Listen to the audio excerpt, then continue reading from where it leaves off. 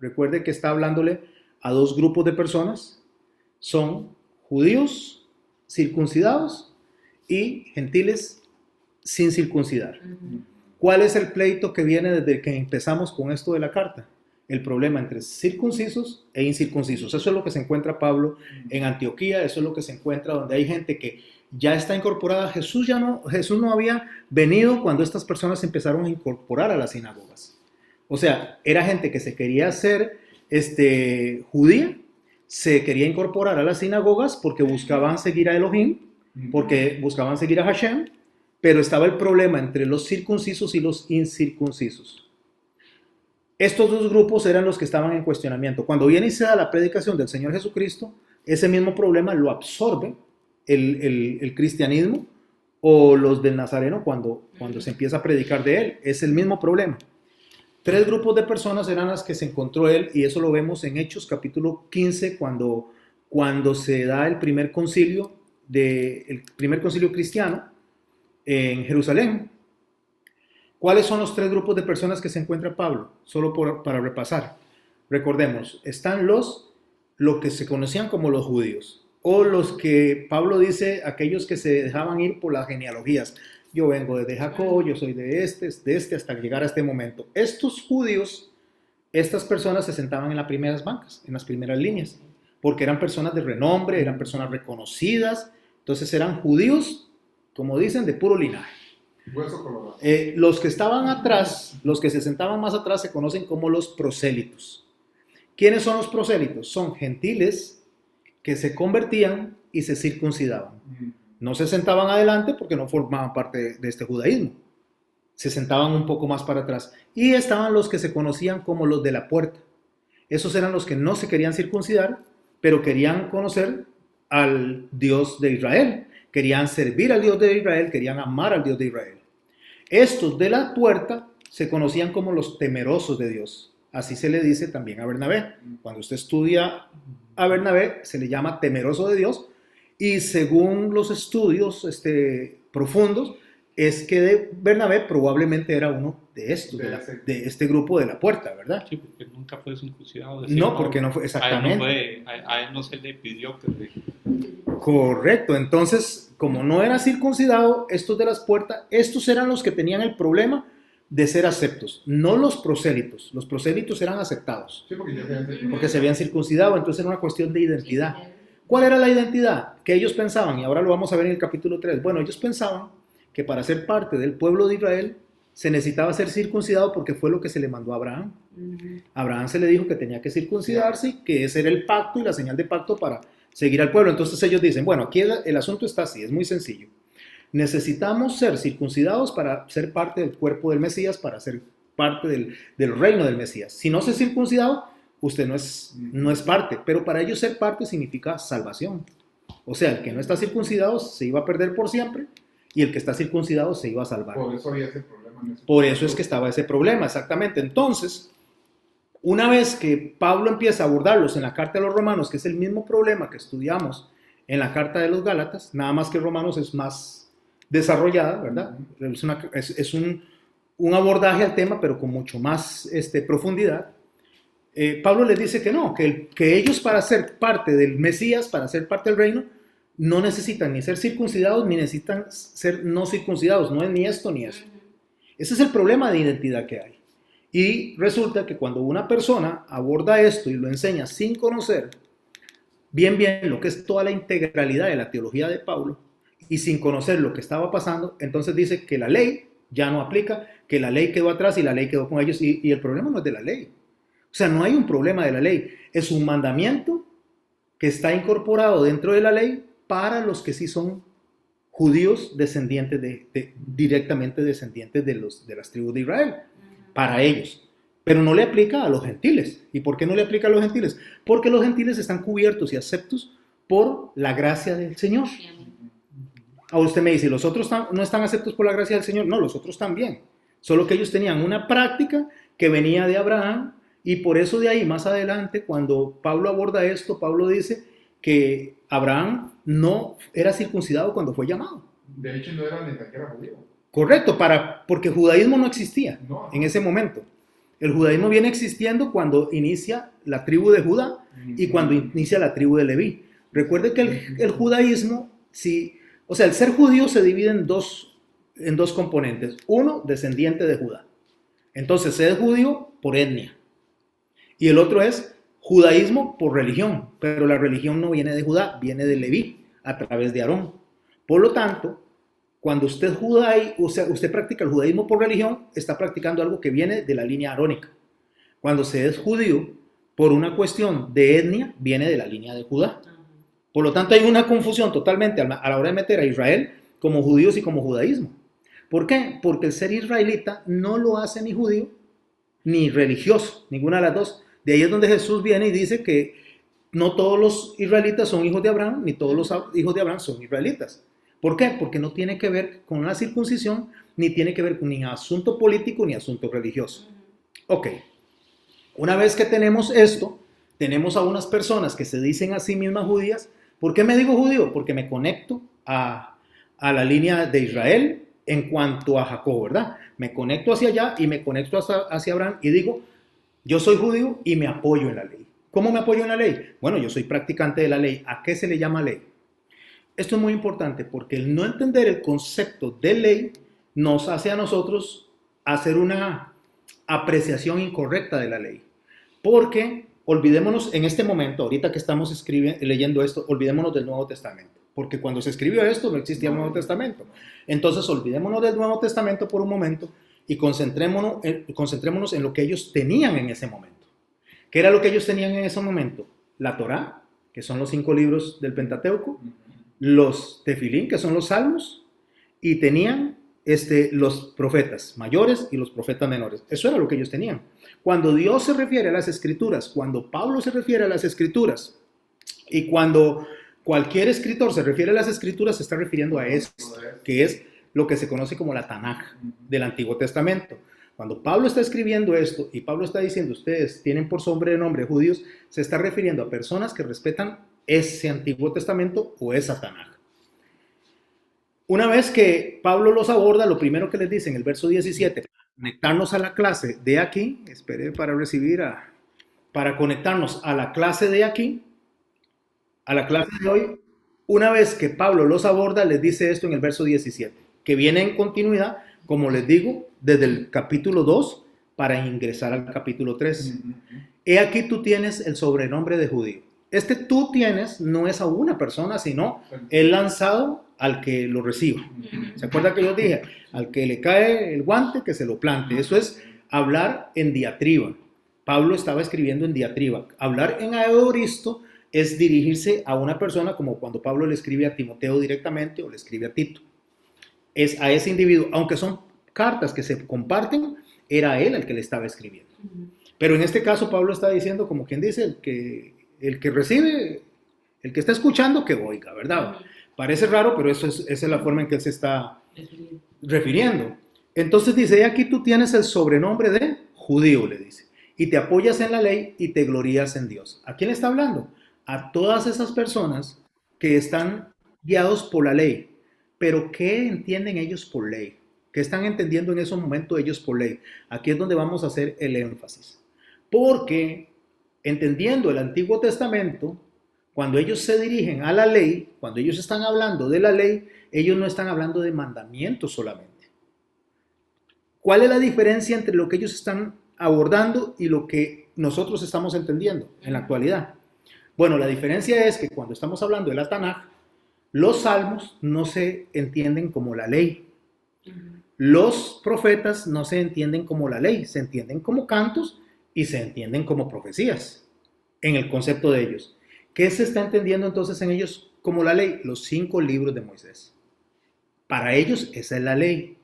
Y ahora, una vez que abordamos esos 5 libros de Moisés, no significa que los 5 libros de Moisés todos son legislación. Génesis es historia. Éxodo tiene mucha historia. La ley está básicamente en Deuteronomio, está ahí básicamente puesta, ¿verdad? Y hablando de la ley como legislación, que son las ordenanzas de cómo adorar a Dios y cómo resolver problemas. Levítico es parte de la ley, ¿correcto? Porque son ordenanzas religiosas.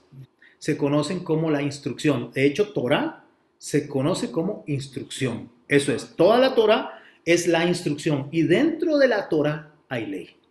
¿Ve qué interesante? Dentro de la Torah hay ley, donde hay profecía, donde hay dentro de la instrucción hay ley. Entonces, cuando yo me refiero al Antiguo Testamento como la ley, o me refiero al Deuteronomio como la ley, estoy haciendo una fracción de lo que realmente está en todos los escritos de Moisés.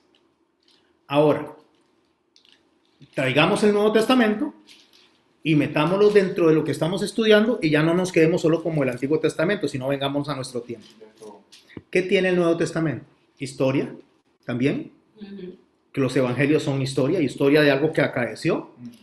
Tienen ley. ¿Por qué ley? Porque hay cosas que el Señor dijo, oísteis que fue dicho, mas yo os digo. O sea, Él está estableciendo una ley. Hay mandamientos apostólicos. Hay profecía, como lo que es el Apocalipsis. Entonces, dentro del Nuevo Testamento hay ley también. Entonces, una vez que usted tiene el Antiguo Testamento y el Nuevo Testamento, dentro de la Biblia hay ley, hay instrucción, hay profecía, hay historia, hay cantos, hay todo eso. Yo debo de ver el género literario en el cual se me está escribiendo para yo poder entender lo que se está refiriendo en cuanto a lo que es ley y a lo que es historia. Pablo, en la carta de los Romanos, hay la referencia a la ley propiamente a los mandamientos de Moisés, en este caso, a lo que está dentro de Deuteronomio, dentro de Levítico, cómo se le dice que debe ser Dios adorado. Entonces, a eso es a lo que le está llamando ley él, no a todo el contenido de la Torah, no a todo el contenido de la Tanaj, y recuerde que no está el Nuevo Testamento. Entonces, por eso es que las personas a veces hacen un abordaje incorrecto y empiezan a desechar lo que Pablo no está desechando. Y lo vamos a ver ahora en el capítulo 3, conforme lo vamos a ir avanzando. Por eso le dice, tú tienes sobrenombre de judío y te apoyas en la ley. ¿A qué se está refiriendo? A esto que estoy diciendo dentro de toda la instrucción. Y te glorías en Dios. ¿Por qué? Porque se me fue dado eso. Y dice en el verso 23, lo hago salteado porque ya lo estudiamos. Tú te jactas de la ley. Con infracción a la ley deshonras a Dios. Oiga, yo me jacto de la ley. ¿Qué es jactarme de la ley? Que tengo la legislación en mi mano. Recuerde que es una porción de un todo. Tengo esa legislación, pero fallo en esa legislación.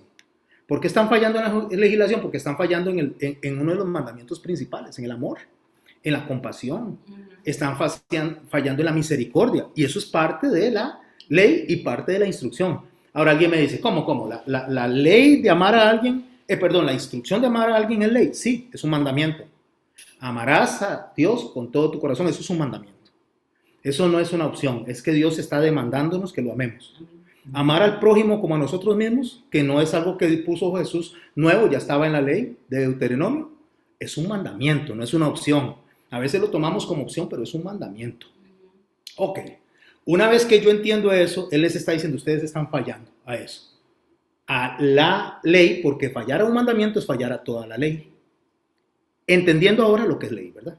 Ahora entendemos lo que es ley. Pues en verdad, la circuncisión aprovecha. ¿Cuál es la circuncisión? El pacto con Abraham aprovecha si guardas la ley. O sea, esto es bueno si están guardando la ley. Pero si eres transgresor de la ley, transgresores que no la aplico correctamente, tu circuncisión viene a ser incircuncisión. O sea, es como si no pertenecieran al cuerpo de Cristo. Una vez que ustedes fallan a un mandamiento, ustedes no pertenecen al cuerpo del Mesías, ustedes no son parte del Mesías. Ustedes no son parte del Mesías por circuncidarse. Ese es el problema que había. Por eso fuimos en la teología paulina primero a estudiar Gálatas y después a ampliar todo esto. Si pues el incircunciso guardare las ordenanzas de la ley, o sea, vamos a cambiarle a incircunciso a gentil. Vamos a cambiarle ese nombre para poder tener una idea mayor de lo que está sucediendo aquí. Si el gentil guardara, dice, las ordenanzas de la ley, pregunta Pablo, ¿no sería su circuncisión como circuncisión? O sea, lo que está diciendo es, el hecho de que esté circuncidado o no esté circuncidado no es importante aquí. Aquí lo importante es que haga lo que Dios quiere que se haga. Que Dios sea el que se complace en esas personas. Y él dice, físicamente es incircunciso, pero guarda perfectamente la ley, te condenará a ti. ¿A quiénes? A los circuncidados. ¿Cuál ley está guardando? ¿A qué Pablo se está refiriendo? Que ellos guardan la ley y estos no lo guardan si ellos están incircuncisos. Porque vea qué interesante, Pablo les está diciendo, ellos están guardando la ley. Y esa ley que ellos están guardando los hace a ustedes verse como incircuncisos. O sea, que de nada les sirve la circuncisión. Pero si ellos no están circuncidados y el problema no es de circuncisión para estar en el cuerpo de Cristo, ¿cuál ley guardan ellos y estos no? Dígame. Ahí lo que estaba antes era un problema religioso. Un problema de identidad. Por la circuncisión se sentía un poquito más arriba. Correcto. Eso que estaba... Pero la infracción no tiene que ver con la circuncisión ni la incircuncisión. La infracción a la ley está en el mandamiento de Jesús. Porque el mandamiento de Jesús está muy claro. Pablo está predicando en base a lo que Jesús enseñó. Porque no está enseñando otra cosa. O sea, si hay algo que Pablo está enseñando que se sale de la línea de enseñanza de Jesús, entonces mejor no atendemos a Pablo. ¿Qué es lo que está enseñando Pablo? Le voy a decir lo que está enseñando Pablo. El Señor dijo esto, que habían 2 mandamientos que pesaban sobre todos los mandamientos. Amar a Dios por sobre todas las cosas y al prójimo como a él mismo. Entonces, de ahí dice toda la ley pende y los profetas. O sea, toda la ley y todo lo que hacemos nosotros pende de esos 2 mandamientos. Aplicando estos 2 mandamientos se aplica todo. Entonces, la ley que ellos están infringiendo es esta. La de amarnos los unos a los otros. La ley que están infringiendo ellos es que cuando acusan a los otros de por ser incircuncisos no pueden pertenecer al cuerpo de Cristo, están desechando lo que Dios no desecha. Esa es la infracción a la ley que se está haciendo. Está llamando impuro a lo que el Señor ya limpió. Está mencionando usted el libro de los Hechos. Entonces, ¿qué es lo que el Señor les está diciendo a través de Pablo? Les está diciendo, si ustedes no aman a estas personas, si ustedes no reciben a estas personas como parte del cuerpo, ustedes están infringiendo la ley. Y ellos sí la están cumpliendo. ¿Por qué ellos sí la están cumpliendo? Porque ellos aman a Dios, ellos quieren ser parte. Ellos no dicen, no, yo no quiero ser parte con los judíos. No, yo quiero ser parte de este grupo. Yo quiero estar en este grupo. Yo voy a hacer una pausa aquí, mis hermanos, y a los que están allá en casa. Quiero hacer una pausa aquí. Uno de los mayores problemas que tenemos nosotros, y lo van a escuchar cuando predique cristianos contra cristianos, es ese. La mayor división que se da dentro del cuerpo de Cristo es dentro del mismo cuerpo de Cristo. ¿Por qué? Porque las personas, porque alguien abrió ahí una iglesia, entonces se sienten amenazados. O resulta que aquí en el cuerpo de Cristo estamos unidos, pero entonces ya no les caigo muy bien, entonces me voy y abro otra iglesia. O sea, o se divide porque no me gusta estar aquí, o alguien que resulta que Dios lo levantó. No como dice Pablo, porque dice Pablo que él no iba a abrir algo tomando personas que hayan sido convertidas por otro, para que después nadie hablara de él. O sea, Pablo, si hay algo que Pablo hizo es que las iglesias que él abrió fueron con personas convertidas, recién convertidas. Pablo no andaba recogiendo cosecha de otros, en ningún lado. Él nunca hizo eso. Decía Spurgeon en una de sus enseñanzas que la iglesia de hoy no crece, la iglesia de hoy migra. La gente dice, la iglesia crece. No, la iglesia no crece. Esta persona pasa de este lado a este lado, de este lado a este lado, de este lado a este lado. Pero en realidad no crece, lo que hace es mudarse de casa nada más. Entonces, ahí es donde él está llamándole la atención a ellos. Dice, no, ustedes deberían de verse como uno. No deberían de verse divididos. Ve, aquí estamos nosotros, aquí están ustedes. Usted se congrega en un lugar, usted se congrega en otro, usted se congrega con nosotros. Tenemos a nuestras hermanas que ellas se congregan en otro lugar. ¿Tenemos algún problema nosotros por estar estudiando la palabra? No tenemos ningún problema porque esto es el cuerpo de Cristo. Esto es la verdadera iglesia. La verdadera iglesia es que nos podamos sentar alrededor de la Biblia y estudiarla indiferentemente de donde nosotros estemos. Pero resulta que cuando uno se siente mal y entonces yo no me meto ahí porque o no dejo que se metan o cuidado usted, Shane y Johnny, de meterse ahí. No, usted toma una decisión. Dios le dice eso. Bueno, eso está pasando ahí. Ellos sí quieren ser parte de esto. Ellos quieren estar ahí adentro. Pero los circuncidados dicen, no, nosotros no queremos hasta que ustedes se circunciden. Esos son los de la puerta. Esos son las personas con las cuales ellos estaban teniendo problemas. Y lo vamos a ver conforme vamos avanzando. Pues no es judío, dice el verso 28. Mire que no hemos entrado al capítulo 3, que es la enseñanza de hoy. Pues no es judío el que lo es exteriormente. Cuando habla de judío, no está hablando de judaísmo, ni está hablando de etnia, está hablando de identidad. Y lo vamos a ver, está hablando de pertenecer a Abraham. O sea, no es judío en relación a la conexión que se hace hasta el padre Abraham el que lo es exteriormente. ¿Por qué? Porque está hablando de la circuncisión. ¿A quién se le demandó la circuncisión? A Abraham. Sí. Fue la primera persona que Dios le mandó a circuncidarse como señal de pacto. Dice, no es judío el que lo es exteriormente, ni es de la circuncisión el que lo hace exteriormente en la carne, hablando de quitar la porción del prepucio.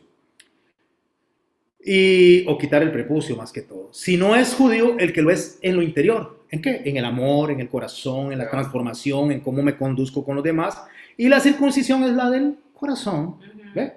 En el espíritu, no en letra. Cuando está hablando no en letra, se está refiriendo a los escritos de los mandamientos. Ya propiamente los mandamientos. No matarás, honrarás a tu padre y a tu madre. No es el que hace eso el que es parte del cuerpo de Cristo. O sea, no porque las personas cumplan al 100% la ley, ahora sí estoy hablando de la ley, son justificados o son salvos. No es por hacer eso. Es lo que Pablo está diciendo. Usted puede cumplir al pie de la letra todo, pero no es salvo. Hay gente que dice, no, es que Jesús vino a cumplir lo que no podíamos cumplir, lo cual no es cierto. Porque en Deuteronomio Moisés dice que la ley no está tan lejos como para no poderla cumplir, ni tan cerca como para no poderlo hacer tampoco. O sea, lo que está diciendo Moisés en Deuteronomio es que realmente el hombre puede cumplir la ley si se lo propone, si lo quiere hacer. Pero aún si cumpliera la ley al pie de la letra, sin fallar ni un solo mandamiento, no es salvo por eso. La pegaríamos en el tubo, como decía usted. No es justificado por eso. Una consulta. Yo siempre que oigo ese versículo, siempre también, al mismo tiempo se me viene Deuteronomio capítulo 6, cuando dice que tenga siempre la instrucción de tener siempre la palabra frente a usted, en los dinteles, en las puertas, donde quiera. Me parece que está dando la instrucción para que sí se pueda cumplir. Correcto, porque sí se puede cumplir. Ahora, ¿para qué nos fue dada la instrucción? ¿Para qué nos fue dada la ley? ¿Para salvarnos? No. Nos da para que cuando nos damos cuenta de que somos salvos, sepamos cómo conducirnos a ese Dios que nos salvó. Para eso es una forma de conducta que nos damos nosotros. Y ahora lo vamos a ver más adelante, cuando Pablo dice, yo no sabía lo que era codicia hasta que no lo vi en la ley. Entonces, no, Pablo lo que está diciendo es, yo no sabía que estaba desagradando a Dios hasta que no lo leí aquí. Eso es lo que le está diciendo. Entonces dice, no es el que es en la carne, sino el judío que es en lo interior, en el corazón, en el espíritu, no en la letra. O sea, no por cumplir las cosas usted es salvo. Y ahorita vamos a empezar a desarrollar, o Pablo empieza a desarrollar, cuándo una persona es salva. Porque tanto el circunciso como el incircunciso necesitaban ser salvos. Hablando de justificación. Ambos, lo uno y lo otro. Y dice, no en la letra, la alabanza del cual no viene de los hombres, sino de Dios. ¿Qué es la alabanza? La justificación. La justificación no viene de los hombres, sino de Dios. Déjeme decirle algo. Si usted lee Romanos y usted lo lee a la ligera, usted no logra ver cuál es el contenido ni lo que Pablo está utilizando como principio para sus declaraciones, para su teología. Pero Pablo mayormente utiliza salmos. Casi toda su teología está basada en los salmos y en los cantos. Y ahora lo vamos a ir viendo. Cuando él dice que la alabanza de la cual no viene de los hombres, sino de Dios, está mencionando un salmo donde dice que la salvación es de Jehová. Pablo usa mucha teología del salmista para poder presentar a ellos todo lo que está enseñando, mayormente en Romanos, pero casi toda su teología nace en los salmos. Ahora sí, con esto en la mente, nos vamos a poner a leer Romanos capítulo 3. Ahora, no es que capítulo 3 comenzó aquí, sino que ya lo venimos leyendo. Entonces, por eso viene esto que dice, ¿qué ventaja tiene pues el judío? ¿Quién está preguntando eso? Pablo. Porque Pablo le dice, no es por ser judío, no es por circuncidarse, no es por practicar la ley al pie de la letra que ustedes van a entrar al reino de los cielos. No es por hacer esas cosas. Entonces, él mismo hace la pregunta, una pregunta retórica. ¿Qué ventaja tiene pues entonces el judío? Entonces, ¿para qué soy judío? Y hace otra pregunta, ¿o de qué aprovecha la circuncisión? Es algo que ellos le estarían preguntando y como se lo está lanzando al que le cae el guante, que se lo plante, él mismo hace la pregunta y él mismo se la va a responder. Él dice, ¿de qué sirve entonces ser eso? ¿Para qué sirve? Voy a hacer una pausa aquí y voy a hacer una pausa para explicarles algo. A mí me gusta agarrar aplicaciones prácticas de hoy después de haber visto principios bíblicos. Es como cuando usted le dice a una persona, mire, la salvación es de Jehová. No porque usted le predique a la persona se va a salvar porque usted le predica, no porque usted le dice que le diga a Cristo que entre a su corazón, Él se va a salvar por eso, porque al final de cuentas Dios decidió esto antes de la fundación del mundo y la pregunta sería, ¿y entonces para qué le predicamos? Sí, sí. ¿Y por qué predico? ¿Para qué le predicamos si no se va a salvar? Ve qué interesante, lo mismo le está pasando a Pablo, entonces ¿para qué aprovecha? O sea, ¿de qué sirve? ¿Para qué predicamos a nuestra actualidad? Pablo dice, mucho, en todas maneras. Si Pablo estuviera hablando con una persona que Pablo le dice, mire, el Señor nos salvó desde antes de la fundación del mundo. No hay justo ni aún uno, no hay quien busque a Dios, Dios buscó. ¿Y para qué predico? Pablo le dice, mucho, de mucho sirve. Claro, y en muchas maneras. Esa es la misma respuesta que nosotros debemos de dar. Y escuche, primero va a decir, ¿por qué sirve primero? Nos vamos a los circuncisos y a los incircuncisos y después venimos a la actualidad. Primero dice, ciertamente que les ha sido confiada la palabra de Dios. Primero, porque se les dio la palabra de Dios para predicarla. Un regalo. Es un regalo, Sí. un privilegio. Entonces, ¿de qué sirve predicar? ¿De qué sirve predicar? De mucho. Entonces, pero si Dios los salvó antes de la fundación del mundo, sirve de mucho, Claro. porque se les está confiando el mensaje de Jesús. Solo es un privilegio. Solo eso ya es un privilegio. Indiferentemente de a quién salva a Dios y a quién no salva, el hecho de predicar la palabra de Dios es un privilegio. Primero, ciertamente, que se les ha sido confiada la palabra de Dios.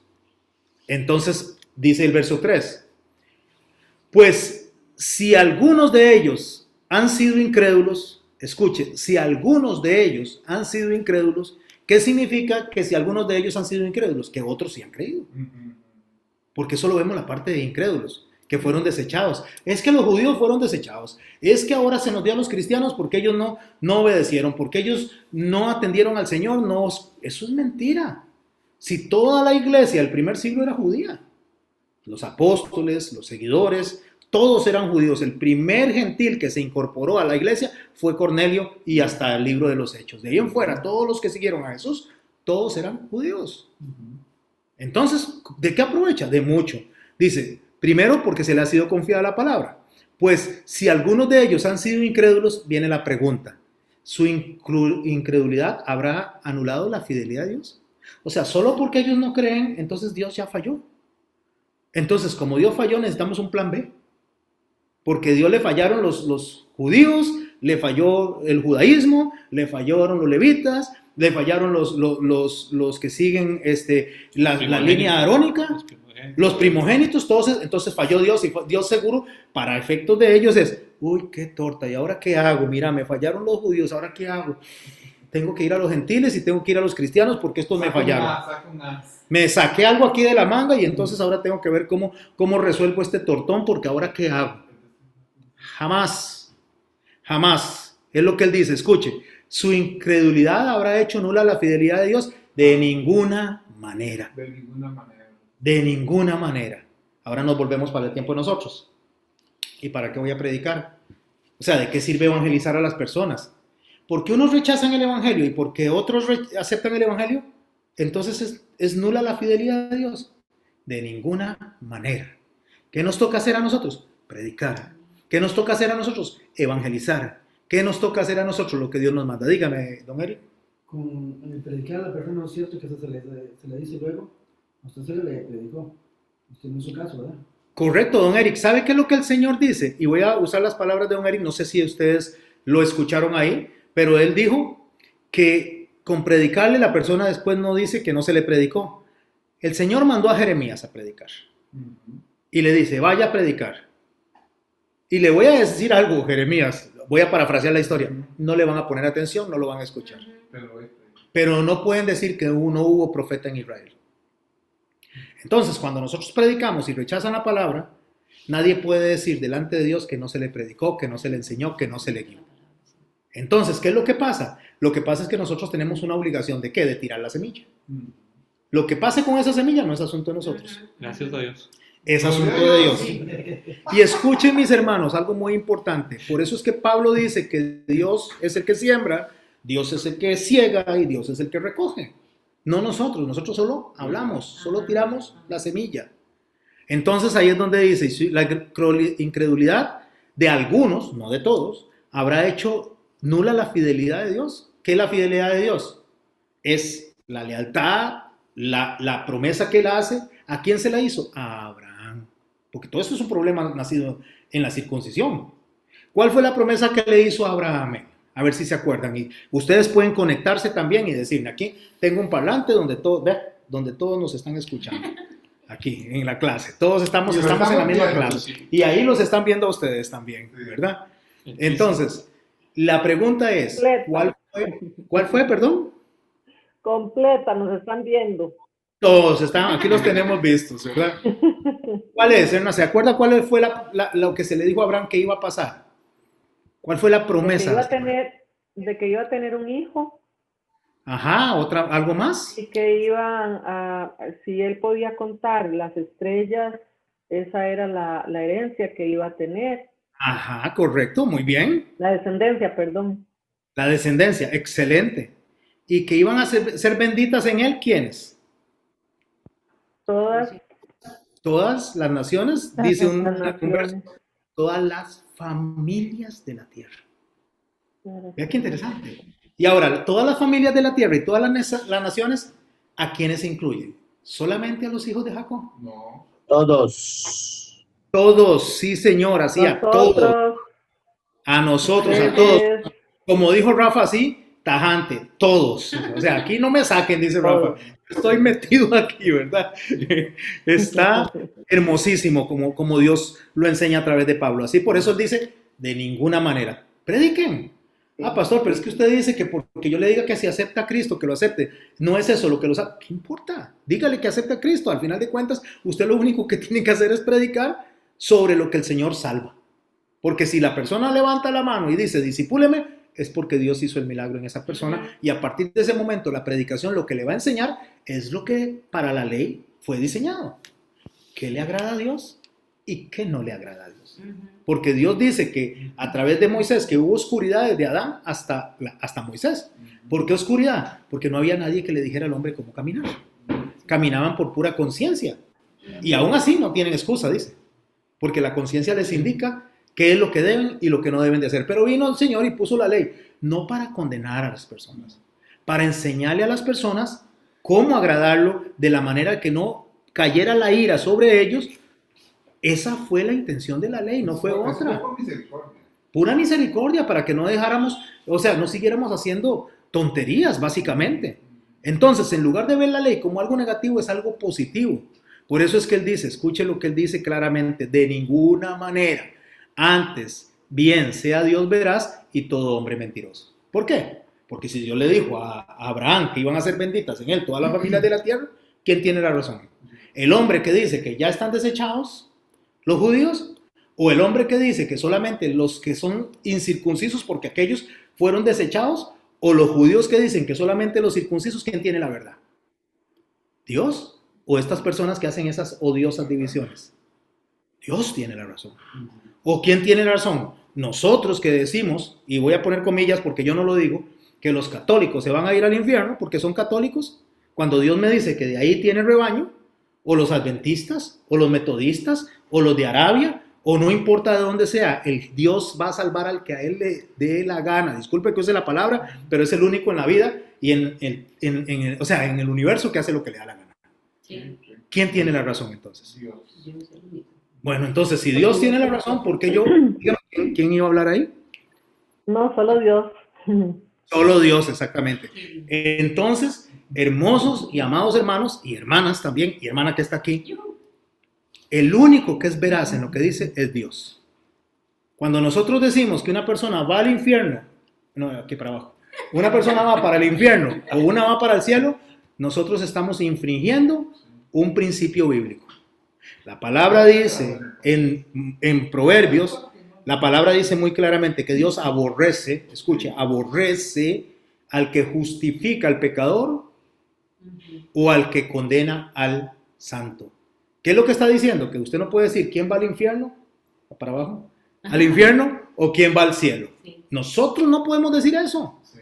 ¿Quiénes somos nosotros para decir eso? Ah, no, porque es que ese es muy malo, es que ese es muy cruel, es que ese es un asesino. ¿Y quién somos nosotros para cuestionar a Dios? Pablo lo dice más adelante, cuando empecemos a desarrollar este hermosísimo libro de Romanos.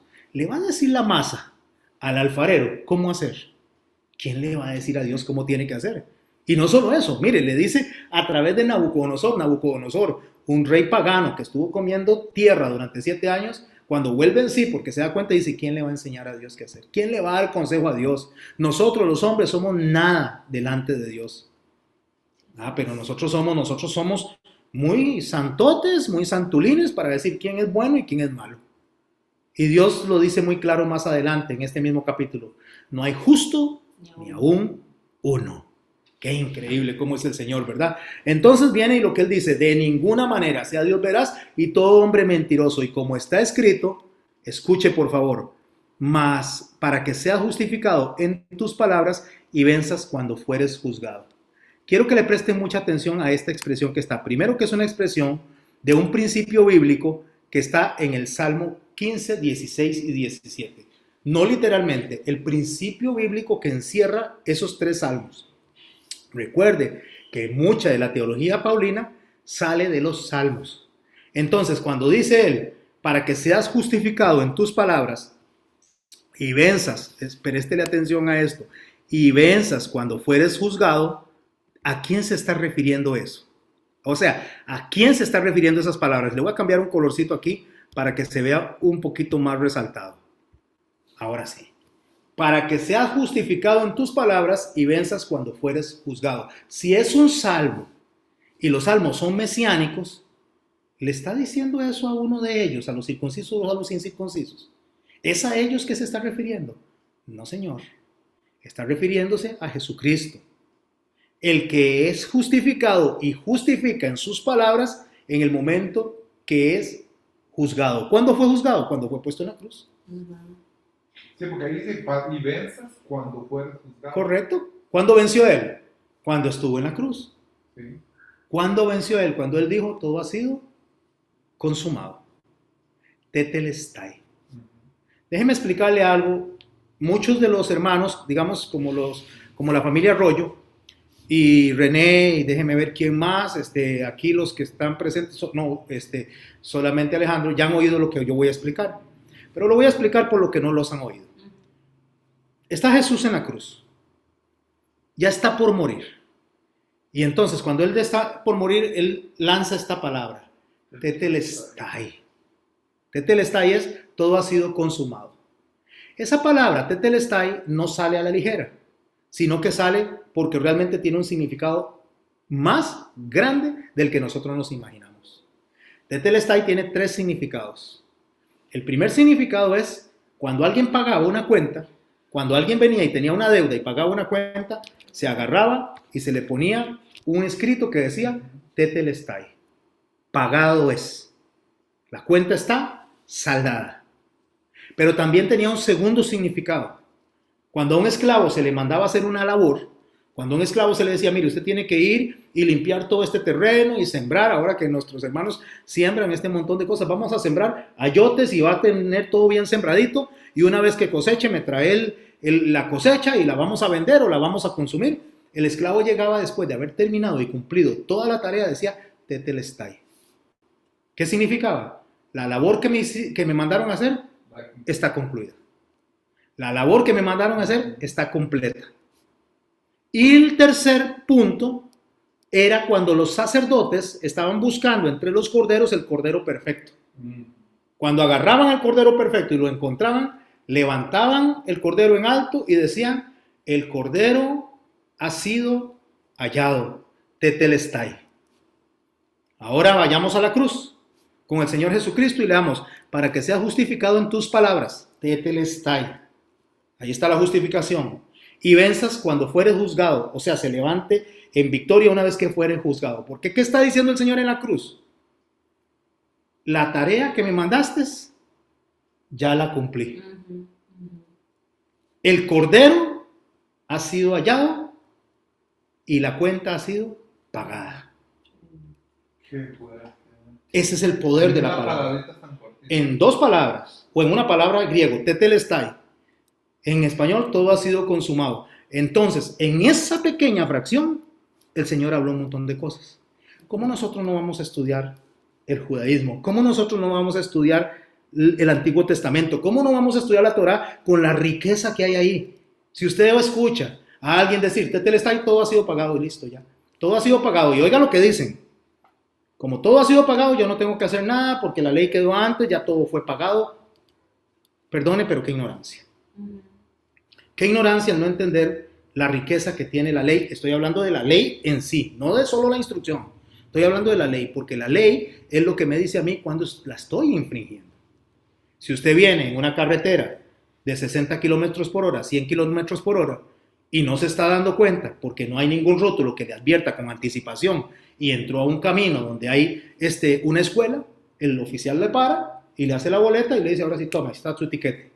Pero si unos 2 kilómetros antes dice escuela a 2 kilómetros, escuela a 1000 metros, baje la velocidad y usted baja la velocidad e ingresa a la velocidad correcta, usted no es castigado. Le ayuda a no infringirla. Le ayuda a no infringirla. Bueno, cuando la palabra dice, no matarás, lo que le está diciendo es no mate, pero Jesús dice, no, dice, yo les voy a explicar cuál es el espíritu de la ley. No solo no mate, dice el Señor, oísteis que fue dicho, no matarás. Yo les voy a decir un poquito más. No solo no mate, no se enoje con su hermano. No se vaya a dormir con un enojo con su hermano. ¿Por qué? Porque el enojo va a pasar a la ira, de la ira a la amargura y de la amargura lo va a matar. Entonces le está avisando 2, 3 kilómetros antes de que llegue a matarlo. Sí. Oísteis que fue dicho, dice, no adulterarás. Entonces ellos decían, mientras no toque a la mujer, mientras no ande con ella, no hay ningún problema. No estoy tocándola, no ando con ella, pero me gusta o lo que sea. Y el Señor dice, no, eso no es así. Si usted ya codicia en su mente y en su corazón a la mujer de su prójimo, ya adulteró con ella. Le está avisando 3 kilómetros antes. Le está diciendo, cuando usted tenga sus pensamientos, cuando usted, apártese de ahí, aléjese, huya como José, de la esposa de Potifar. Lo que le está avisando es con anticipación. Esa es la idea de la ley. El entendido oye la instrucción. Correcto. La idea de la ley es rescatarnos de que no caigamos y de apresurarnos a obedecer lo que a Dios le gusta. Honrarás a tu padre y a tu madre. Amarás a Dios con todo tu corazón. Entonces, haga esto y deje de hacer esto. Ese es el sentido de la ley. Entonces, escúchelo ahora con esto que le expliqué, el verso 5, con esto que acabamos de explicar. Y si nuestra injusticia hace resaltar la justicia de Dios, ¿qué es nuestra injusticia? Si usted y yo somos lo que somos, por supuesto que Dios se ve mejor. No es que no se vea mejor, Él es el mejor, pero me refiero que entre lo que soy yo y lo que es Dios hay una distancia abismal.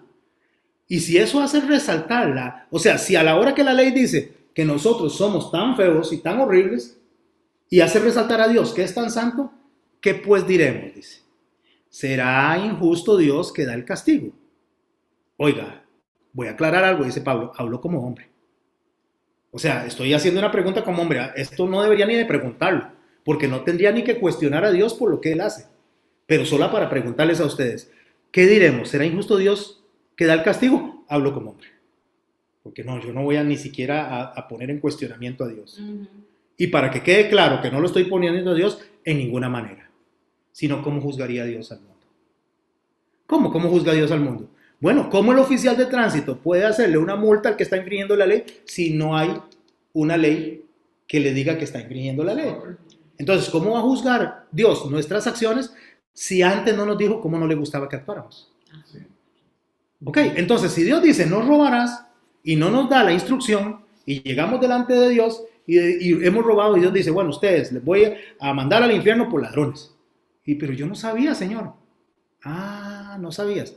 Vieras que yo lo dejé escrito aquí. ¿Quién se saca y te diga? Yo lo dejé escrito, pero como usted es tan orgulloso, usted dijo que eso no valía, que solo valía para aquellos. Entonces, ¿cómo está el asunto? Entonces, ¿cómo juzgará Dios al mundo? Bueno, lo va a juzgar en base a esto. ¿Y cómo hacemos con los que no tienen ley? Con los que no conocen esto, con la conciencia. Un niño de 4 años, cuando está haciendo algo malo, ¿por qué se esconde en el cuarto? Porque sabe que está haciendo algo malo, porque hay conciencia. Hay conciencia desde que nosotros nacemos, tenemos una conciencia. Por eso es que a los niños hay que instruirlos en el camino de Dios desde niños. y nunca se apartarán de él. Lo que está diciendo el texto no es que no fallen, es que una vez que saben y caminan, cada vez que fallan a la instrucción, ellos se acuerdan y dicen, uy, mi papá me enseñó esto, mi mamá me enseñó esto, mi mamá dijo que no fuera tan mentiroso desde niño, que eso ofendía a Dios. Siempre va a quedar ahí grabado, aunque mienta. No significa que no miente, pero significa que se va a acordar que se lo dijeron.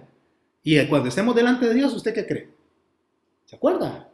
¿Se acuerda que no tenía que hacer eso? ¿Por qué lo hizo? Ahora, ¿por qué murió Cristo entonces? ¿Por qué murió Cristo? ¿Cuál es la razón por la cual Él vino, murió, vivió y resucitó para nosotros? ¿Para que la ley nos salvara? No, Señor. No fue para eso. Es para que entendamos esa ley. Para que en Él, viviéndola, digamos, así como lo hizo Él, yo lo voy a hacer. Ese es el modelo que yo voy a seguir. Entonces, cuando usted va a hacer algo, vamos a imaginarnos, solo vamos a imaginarnos, tengamos esa imaginación maravillosa con la cual me encanta a mí enseñar y predicar, que llegamos a comprar unas frutas. Está don Eric y sembró frutas, alguna fruta, maracuyá, ¿verdad? Sí. Sembró maracuyá. Y tiene un montón de maracuyá ahí, entonces don Eric está vendiendo las maracuyá en bolsitas de 1,000 colones. Entonces nosotros venimos y le damos a don Eric 5,000 colones para que nos dé vuelto 4,000. Él se confunde y nos da vuelto de 20,000.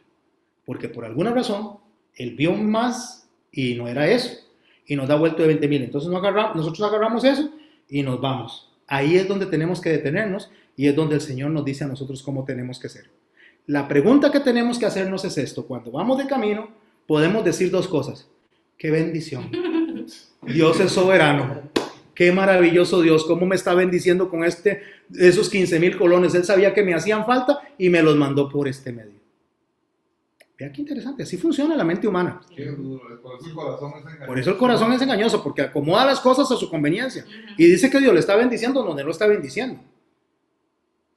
O nos sentamos en ese momento, nos detenemos y preguntémonos a nosotros mismos, ¿qué haría Jesús en este caso?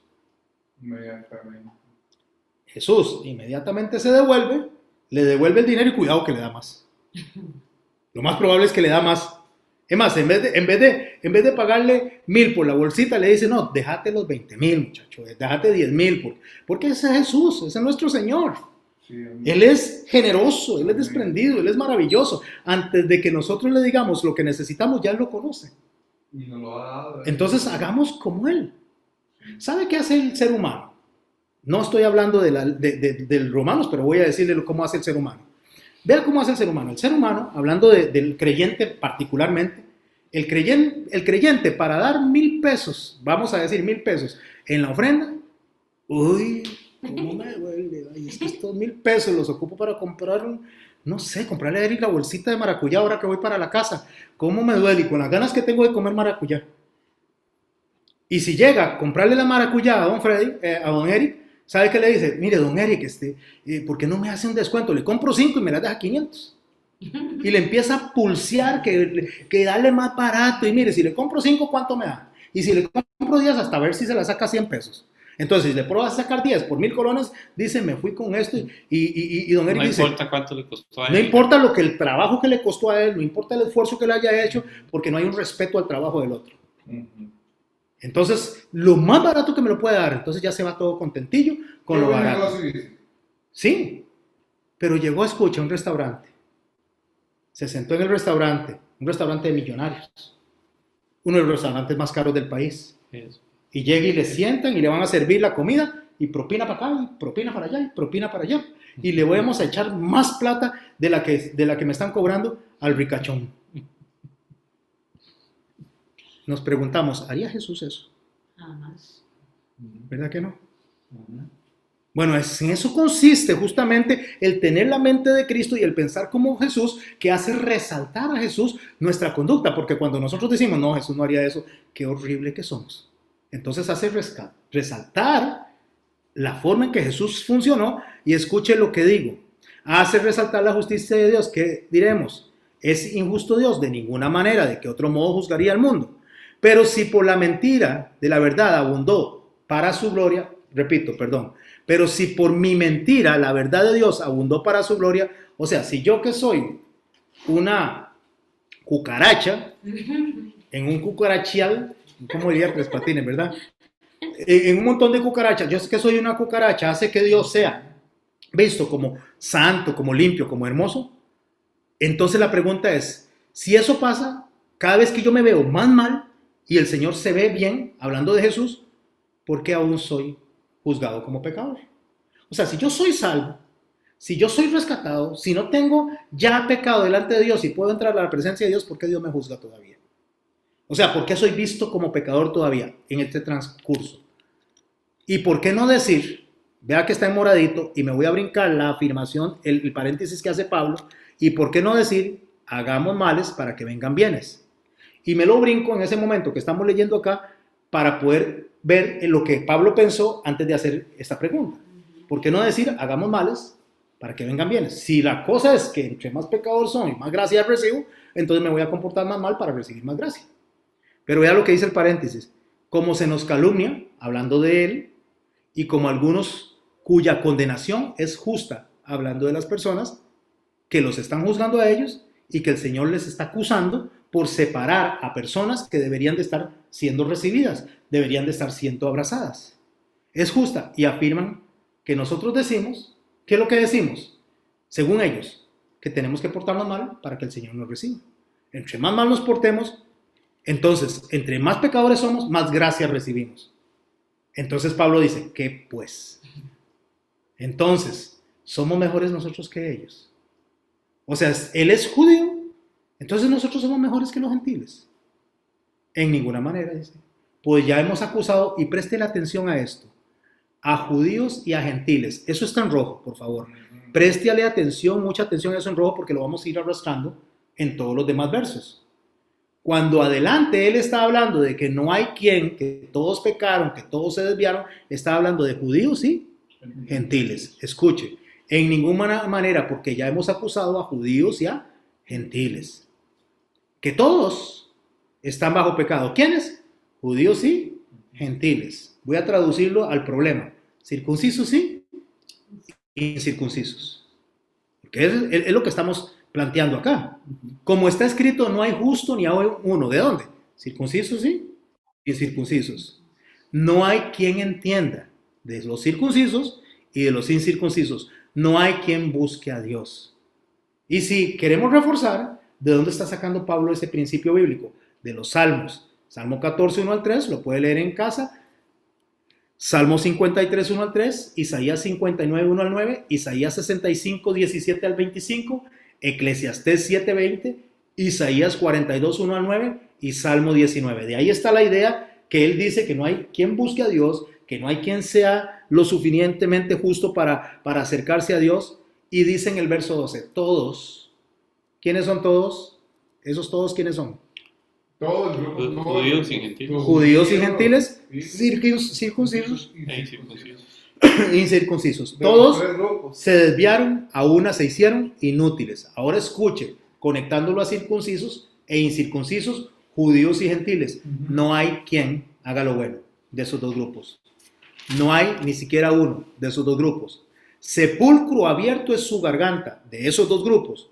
De su lengua engañan veneno de áspides que hay debajo de sus labios, de esos dos grupos. Con su lengua engañan. A ver por dónde voy. Perdón. 14. 14. Su boca está llena de maldición y de amargura. Sus pies se apresuran para derramar sangre. Quebranto y desventura hay en sus manos y no conocieron camino de paz. ¿Quiénes? Arriba lo dice. Judíos y gentiles. No hay temor en sus ojos. Pero vea lo que pongo en amarillo. Pero sabemos. Se sale de esos dos grupos y se mete él entre las personas que el Señor ha salvado. Entre las personas que el Señor ha traído hacia él desde antes de la fundación del mundo. Pero sabemos que todo lo que la ley dice, lo dice a los que están bajo la ley. ¿Quiénes están bajo la ley? Todas las personas que están infringiendo la ley. ¿Quiénes son estos? Circuncisos o incircuncisos. Porque no hay ninguna variación. Dios más adelante dice, no hace acepción de personas. Qué sencillo. Lo que pasa es que si yo leo este verso solito y lo saco de todo el contexto de la carta y de la teología paulina, voy a decir lo que Pablo me estaba diciendo. Todos están bajo la ley para que toda boca se cierre en todo el mundo, no solo en Israel, no solo los judíos, sino todas las personas del mundo. Se les cierre la boca y queden bajo el juicio de Dios. ¿Con qué? Con la ley. ¿Que le aplica a quiénes? A todos. Ya que por las obras de la ley ningún ser humano será justificado. Justificado es sacado del camino al infierno y puesto de camino al Señor. O sea, por mucho que se porten bien, por muchas cosas que hagan buenas, no va la gente a salvarse. Porque la salvación es de Jehová y lo acabamos de ver allá atrás. En los versos es todo un contexto. Será justificado delante de él. ¿Por qué? Porque por medio de la ley es el conocimiento del pecado. Ahora dice, pero ahora, viene Pablo, aparte de la ley, bueno, esto nos enseña a nosotros lo que a Dios no le gusta. Esto nos enseña a nosotros lo que a Dios le gusta, las dos cosas. Pero voy a decirles algo, circuncisos e incircuncisos, gentiles y judíos, y lo amplía un poco más, hombres y mujeres. Y ahí va, ampliándolo. A todas las personas del mundo les voy a decir algo, aparte de la ley, dice, se ha manifestado la justicia de Dios, testificada por la ley y los profetas. ¿Qué fue lo que testificaron los profetas y la ley? A Jesús, al que se va a subir en la cruz, al que dice tetelestai, al que dice la labor la he ejecutado, al que viene y dijo todo ha sido pagado, al que viene y dijo el cordero ha sido hallado. Lo venimos leyendo desde atrás, solamente no tenemos que desconectarnos. Eso es todo. Y no agarrar un pedacito y predicar un pedacito, sino pescar, oiga, estoy pescando, ¿verdad? Sino predicar todo el contexto bíblico. Entonces dice, pero ahora, aparte de la ley, se ha manifestado la justicia de Dios, ese es Jesús, testificada por la ley y por los profetas, la justicia de Dios por medio de la fe en Jesucristo. ¿Cuál es la fe en Jesucristo? En lo que Él dijo, en lo que Él nos enseñó, en cómo Él nos enderezó. Y una de las cosas que dijo Jesús claramente, que yo no sé por qué lo tiran a la basura, si es palabra de Dios, si es palabra de nuestro Señor Jesucristo, yo no vine a abrogar la ley y los profetas, vine a cumplirla. Entonces, más adelante dice que no pasará ni una jota hasta que correcto. No pase el cielo y la tierra. ¿Por qué la fe en Jesucristo? Para que todos los que creen, ¿quiénes son todos? Circuncisos e incircuncisos, gentiles y judíos, hombres y mujeres, todas esas personas que creen en Él, porque no hay diferencia. Por cuanto todos pecaron, ¿quiénes? Ya lo dijimos, están destituidos de la gloria de Dios. ¿No les parece riquísimo leer esto así? Siendo justificados gratuitamente por su gracia. ¿Mediante qué? La redención en Jesucristo. Voy a hacer una pausa aquí. Nos quedan todavía 40 minutos, pero voy a hacer una pausa aquí mediante la redención de Jesucristo. ¿Qué es redención para nosotros? ¿Qué es redención para los hebreos? Yo necesito saber qué es redención para ellos, no lo que significa redención para nosotros. Para nosotros pueden significar muchas cosas, pero Pablo le está hablando a judíos. Le está hablando a judíos conversos y le está hablando a personas que están despreciando a otras por no ser circuncidados. Los israelitas llaman al acto, escuche, al acto de vengarse de la sangre de un pariente. Cuando alguien mataba a un pariente, entonces una vez que lo mataban y ellos podían vengarse, a eso le llamaban redención. Le llamaban redención a lo que lo hacía y al que mataba a esa persona le llamaban el redentor. Por favor, preste atención a eso. Lo puede ver en Números 35, 12, 19, 21 y 27. Lo puede ver en Deuteronomio 19, 6 y 12. Y lo puede ver en Deuteronomio capítulo 13. ¿Qué es redención para ellos? Entonces, lo que había que hacer era que el redentor, escuche lo que es así. Había que pagarle al redentor por el juicio que se iba a ejecutar sobre aquel. Déjeme plantearlo de esta manera, para que lo podamos entender. Redención consistía en que si a mí me mataban un familiar, entonces yo mandaba a alguien a matar a esa persona. Entonces esa persona que mataba al otro me redimía, porque me pagaba lo justo. O O sea, me pagaba y me resarcía el daño que se me había hecho. Eso es redención en el hebraísmo. Pero escuche lo que nos enseña. Para pagar, disculpe, pagar para liberar a uno que estaba vendido, era redimido o rescatado. Entonces, ¿qué es lo que hace Jesús? Que el que va a cobrar la factura, que el que va a venir a tomar lo que a él le corresponde como venganza, entonces mandan a otro que pague por ese que tenía que ser asesinado. A ver si me expliqué. Tenemos al que infringió la ley. ¿Quién infringió la primera vez la ley? Adán y Eva. Adán y Eva. ¿Quién viene a matar a Adán y Eva? ¿Yo? No. Satanás. Satanás. Satanás viene y toma eso. Ujú. Porque entonces él viene y se convierte en el redentor. Pero entonces viene Jesús y paga lo que Satanás está cobrando. Y se convierte en el redentor para que no paguen a este. ¿Y a quién matan? Jesús. No, ¿a quién mata Jesús? Satanás luego. A Satanás. Vuelvo a acomodar, por favor, acomoden la idea. Sí, va. ¿Verdad? Acomoden la idea. Y ahorita lo vamos a ir a los textos, acomoden la idea. Regreso, ¿qué es un redentor para un hebreo? Ustedes pueden participar también, un redentor para un hebreo. Para un hebreo, un redentor es que si me mataron a mí un familiar, si me hicieron un daño, una persona va a ir a matar a ese para que pague. Como a vengarlo. Como un sicario. Sí, sicario. Vaya y pague por lo que hizo ese. Ajá. Una vez que Satanás viene y toma control sobre el hombre, lo toma para matarlo. Cuando digo matarlo es llevárselo al infierno. En ese momento él es el que está tomando, en ese momento es el redentor de la justicia del daño que se le hizo a Dios. ¿Ok?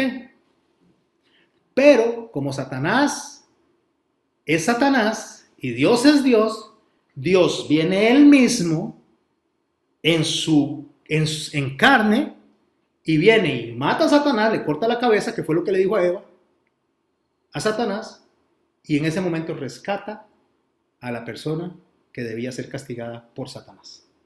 ¿Me expliqué? Ujú, ujú. Ese es el círculo redentor. Que Satanás iba a tomar al hombre porque es lo justo. Que Satanás iba a agarrar y llevarse al hombre al infierno eternamente porque es lo justo. Esa es la justicia de Dios. Él tiene el derecho de hacerlo. Sí. Digámoslo que estamos viendo dos redentores, un redentor injusto y un redentor justo. Es que el Un redentor, redentor que no cumple justicia y otro que sí la cumple. es que el redentor no hablemos de justicia o no justicia, es que es justicia mandar al infierno a la persona.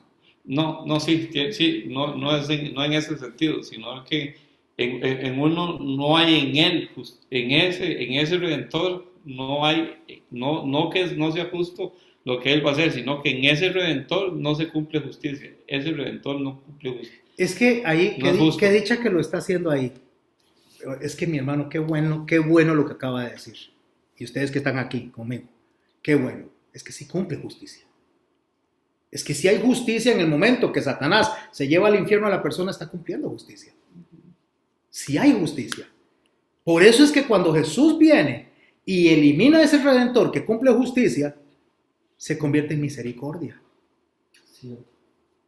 Porque la misericordia es Exacto, recibir, la justicia. la misericordia es recibir lo que no me merezco. Sí, pero nosotros no tenemos No tenemos derecho a nada. no somos gusanos. Exactamente, Satanás fue expulsado del cielo. Nosotros no tenemos nada y Satanás es el instrumento para llevarse a las personas por el juicio justo que se abre en la humanidad. Porque él ha sido el padre. Porque él es el padre de Él todo ha eso. hecho lo que a él le ha dado. Entonces, lléveselos para el infierno, eso es lo justo. Lo que quiero decir con esto, lo que quiero decir con esto, yo sé que tal vez en la cabeza de ustedes esté caminando un poco aquí, pero eso es lo que es redención para un hebreo. Redención es venganza. Ujú. Y cuando Dios dice, mía es la venganza, ¿qué es lo que está diciendo? Lo que mucha gente hace, dice, va a ver lo que le va a pasar porque Dios es mi Señor. ¿Ah? Va a ver lo que le va a pasar. Tocó al ungido de Jehová, ahora sí le va a ir mal porque todas las plagas de Israel y todas las plagas más que me pueda inventar yo le van a caer a usted porque Dios dijo, mía es la venganza, ahora sí, va a ver lo que le va a ir. No, eso no es lo que dijo el Señor. O eso no es lo que está diciendo el Señor. ¿Sabe cómo es la venganza del Señor? Rescatándolos de las garras de Satanás. Entonces, que la persona se vaya al infierno o que nos fuéramos al infierno, eso es justicia. Eso es lo justo. Pero la misericordia va por encima y entonces nos rescata del destino que nos tocamos. Justicia, voy Eric, justicia es darle al hombre lo que se merece. Misericordia es darle al hombre lo que no se merece. Dígame. También no es justicia que le cortara nuestro Señor la cabeza al diablo, porque el diablo fue que tentó a Eva. Claro, él está haciendo justicia con el diablo. ¿Sí? El diablo está tomando lo que es justicia Sí. en cuanto a la caída del hombre, pero Dios está aplicando misericordia. Porque la provocó. ¿Podemos entender la diferencia entre misericordia y justicia? ¿Qué es lo justo? Vamos a ver eso. Es que por eso lo puse en verde. Esto es tan hermoso, entender lo que es redención, porque la redención es sacar, o mejor dicho, hacer la justicia en la otra persona. Eso es redención. Hacer la justicia en la otra persona. Cuando Satanás se lleva a la gente para el infierno, está haciendo justicia. ¿O no? Está haciendo justicia. ¿Qué le toca al hombre? Irse para el infierno. Por cuanto todos pecaron, están destituidos de la gloria de Dios. Mas a todos los que le recibieron, a los que creen en su nombre, les dio potestad de ser hechos hijos de Dios. Los está sacando de ahí. Entonces, vuelvo y repito, la justicia es darle al hombre lo que se merece. ¿Qué merece el hombre? Infierno. La misericordia es darle al hombre lo que no se merece. ¿Qué no se merece? El cielo. Esa es la misericordia. Y cuando el Señor dice, mía es la venganza, dice el Señor, lo que el Señor está diciendo es que yo no voy a dejar que Satanás se vengue en estas personas porque yo los voy a rescatar. Porque mi venganza es diferente a la de Satanás. Ahora ahí sí entra lo que usted quiso plantear, lo que usted quiso ofrecer. Satanás se está llevando a las personas porque él sabe para dónde va y quiere llevarse a los más posibles. Hay maldad en lo que hace. Pero que es un instrumento de Dios, es un instrumento de Dios. A la gente no le gusta eso, de decir que Satanás se convierte en un instrumento de Dios, pero Satanás y cualquier persona y cualquiera se puede convertir en instrumentos de Dios. Déjeme explicárselo de esta manera. Como pasó con Faraón. Con Faraón, como pasó con Nabucodonosor, como pasó con los reyes de Siria, cuando le dijo a Habacuc que iban a ser prisioneros. Eso es justicia. Pero viene Dios y dice que Él pone la misericordia sobre la justicia. Ahora, con eso que les acabo de explicar, por favor, vean qué hermoso es entender el texto. Ahora escuche lo que dice el verso 25, pero me voy a devolver más atrasito, en rojo. Yo veo en colores. Y como yo veo en colores, me es más fácil leer en colores. Siendo justificados gratuitamente por su gracia, a quien Dios puso como propiciación por medio de la fe en su sangre, para manifestar su justicia. ¿Qué es la justicia? Castigo. ¿Qué es la justicia?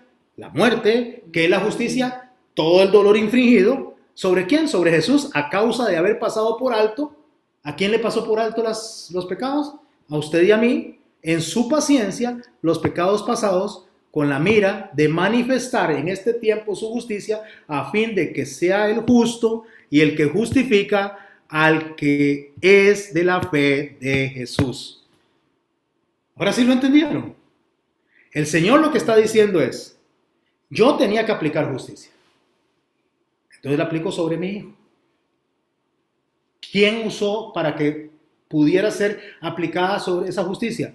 Al Redentor, al que va a resarcir el daño. ¿A quién? A Satanás sobre el hijo. Pero una vez que Satanás actuó sobre el hijo y lo crucificó, cuando el hijo resucita, le corta la cabeza a Satanás. Y él hace la redención completa.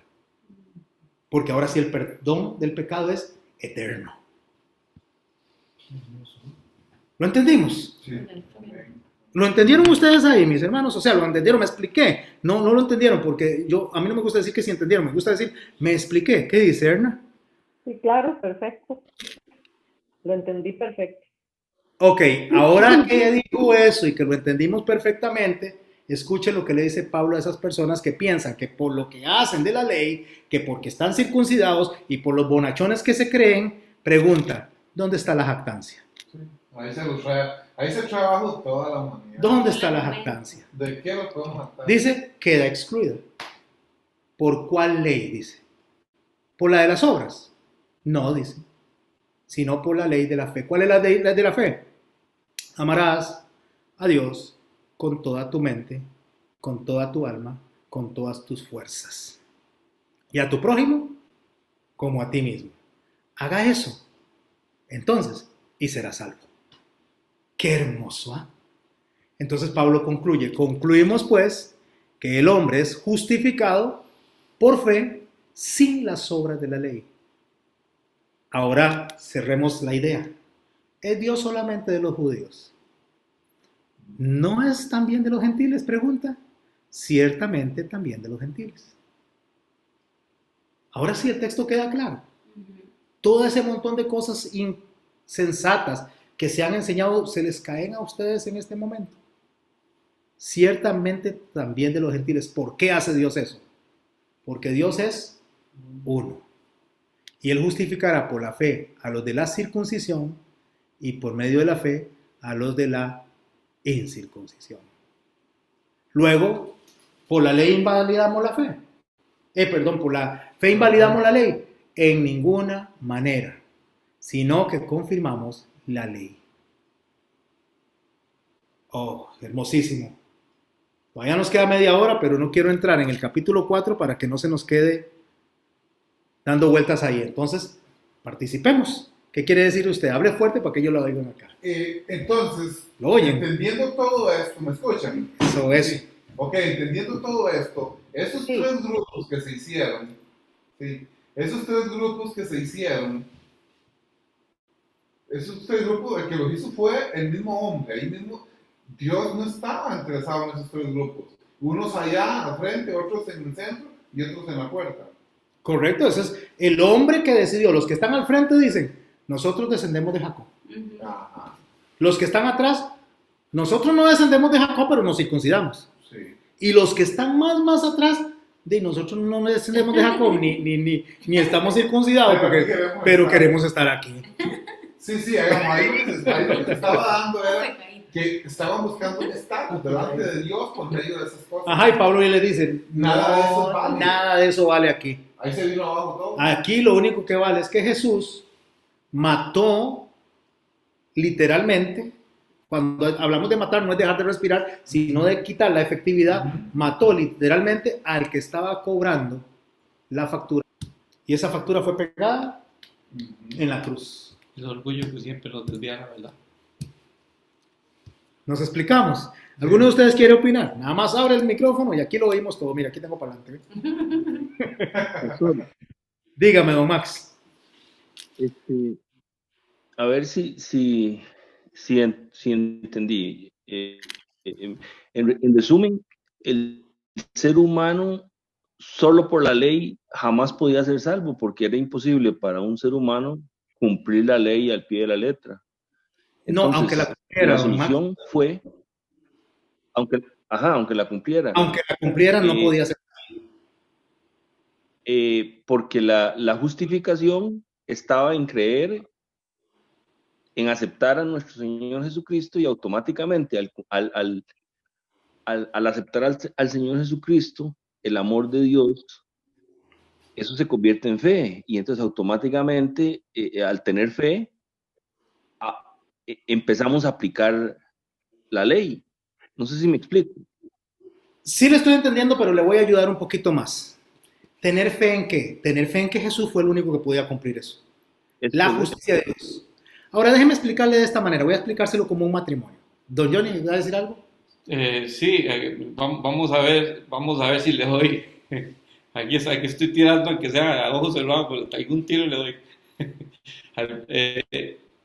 Vamos a ver, no se podría cumplir a través de la justicia, porque, se podía cumplir, no es eso. Más bien es que el hombre no podía cumplir la misericordia. No, solo la justicia. Solo la justicia. Eso, ahí es donde más o menos quería llegar. Uh-huh. El hombre puede hacer justicia, más no misericordia. Sí. Por eso el ojo por ojo. El ojo por ojo no es venganza, venganza, sino es compensación. Exactamente. El ojo por ojo no es venganza, es compensación. ¿Por qué? Porque la gente piensa que el ojo por ojo es venganza. No. Y voy a explicarle esto de ojo Esa por era ojo. justicia. Eso era justicia, La exactamente. justicia era que murieran. Exactamente. La justicia es que Esa- muramos. Eso es todo. Usted me pegaba, Lo único que nos podía salvar era El la ojo por misericordia. ojo es compensación. ¿Cómo es la compensación? Resulta que antes de que existiera la ley del talión, así se le conoce como la ley del talión, cuando alguien mentía lo mataban, cuando alguien adulteraba lo mataban, cuando alguien robaba lo mataban, cuando alguien mataba lo mataban.